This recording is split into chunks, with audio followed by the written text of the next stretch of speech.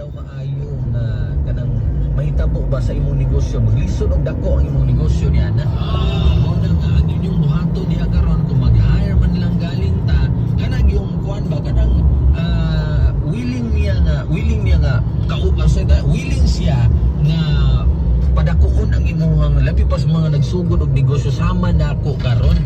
Sama nila Popoy Martin, sama sa mga nagsugod karon. Hindot bidi ay nga kanang i-hire di ay nato nga empleyado is kanang malauman ba.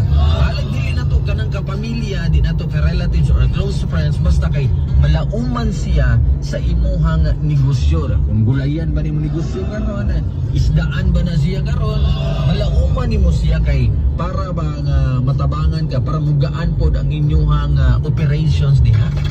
Mao na lang nindot, mao ni mga tambag sa mga naunang negosyante daw.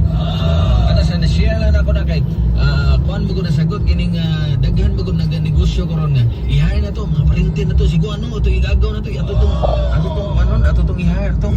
Because kung imong i-hire di siya kay mahimong complicated di ay pag-abot sa panahon. Mao ko na ko nakatuunan. Kay malahi man og sabon.